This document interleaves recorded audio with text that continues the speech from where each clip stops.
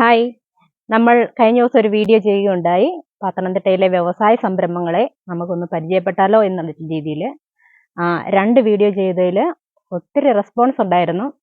മറ്റ് വിദേശ രാജ്യങ്ങളിൽ ജോലി ചെയ്യുന്ന ആളുകൾ നമ്മളെ ഒരു സംരംഭം തുടങ്ങുന്നതിനെ കുറിച്ച് ചോദിച്ച് അതിൻ്റെ ഡീറ്റെയിലിംഗ് ഒക്കെ ചോദിക്കുകയുണ്ടായി. അത് വളരെയധികം സന്തോഷം നൽകുന്ന ഒരു കാര്യമായിരുന്നു. നമ്മുടെ നാട്ടിലെ വ്യവസായ സംരംഭങ്ങളൊക്കെ വന്നാൽ ആണ് എക്കണോമിക് ഡെവലപ്മെന്റ് ഉണ്ടാകുന്നത്.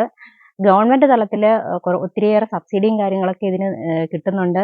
ഇപ്പോഴത്തെ യങ് ജനറേഷനിലുള്ള കുട്ടികളോടാണ് നിങ്ങൾ 10 ലക്ഷം രൂപ 20 ലക്ഷം രൂപ ഇൻവെസ്റ്റ് ചെയ്തിട്ടാണ് വിദേശ രാജ്യങ്ങളിൽ പോയി കടികെട്ടി പണിയൊക്കെ ചെയ്യുന്നത്. എല്ലാവർക്കും ആഷ്പോഷ് ലൈഫിലുള്ള ജോലികളൊന്നും അല്ല കിട്ടുന്നത്.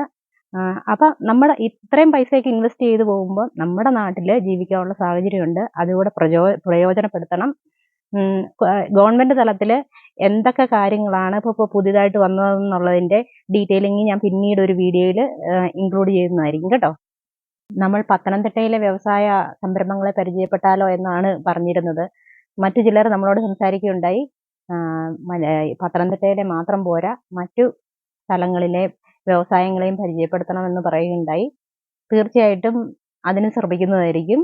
നമ്മുടെ ഇനിയുള്ള വീഡിയോസിലെല്ലാം പുതിയ വ്യവസായ സംരംഭകരെയൊക്കെ കൂടുതൽ പരിചയപ്പെടുത്തുന്നതായിരിക്കും.